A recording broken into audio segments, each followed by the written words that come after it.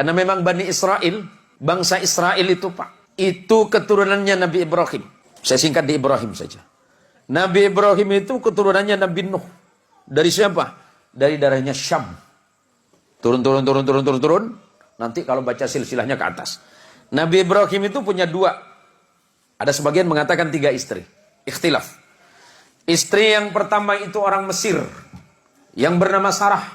Istri yang kedua dari Palestina, hari ini yang sedang bergolak, itu bernama Hajar. Sedangkan istri yang ketiga bernama Qaturah atau Qanturah. Ikhtilaf ulama.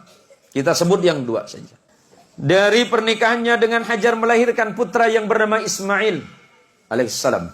Ismail tidak pernah melahirkan keturunan yang menjadi nabi kecuali Nabi kita Muhammad sallallahu alaihi wasallam. Saya singkat saja. Dari Sarah lahir anak laki-laki bernama Ishak. Ishak itu adiknya Ismail, beda ibu. Ishak punya anak namanya Yakub. Yakub ini Allah berikan gelar Israel. Di dalam bahasa Ibrani, apa itu bahasa Ibrani? Bahasanya Nabi Ibrahim. Ibrahim bukan orang Arab. Ibrahim itu lahirnya di Ur Kaldani, Babilonia, Mesopotamia. Hari ini disebut negara Irak. Ya, saya jelasin sejarahnya biar runut, biar tidak terjadi fitnah. Yakub Allah berikan gelar Israel. Dalam bahasa Ibrani disebut Ezrael. Ezra artinya kekasih, El itu Allah, Yakub itu adalah kekasih Allah. Yakub punya anak 12 orang bersaudara, beda ibu semuanya. Ada 4 istrinya Yakub. Yusuf bersaudara 12 orang yang disebut Bani Israel. Yakub diberikan gelar Israel, anak keturunannya 12 anak yang bernama Yusuf bersaudara disebut Bani Israel atau keturunannya Israel.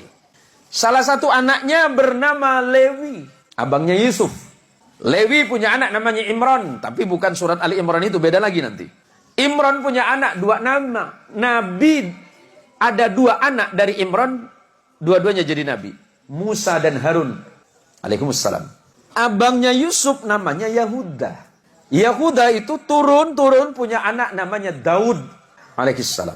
Daud punya anak Sulaiman. Terus turun ke beberapa nabi. Punya anak namanya Imran, yang kemudian menjadi nama surah Ali Imran. Imran punya istri namanya Hana. Imran dan Hana punya anak namanya Maria atau Maryam dalam Quran. Maryam punya anak tanpa menikah yang bernama Isa bin Maryam. Nabi Muhammad sallallahu alaihi wasallam keturunan langsung dari Nabi Allah Ismail melalui jalur ibu yang dari Palestina. Nabi Ismail menjadi Arab bukan karena Ibrahim, tapi karena ibunya yang dari Palestina.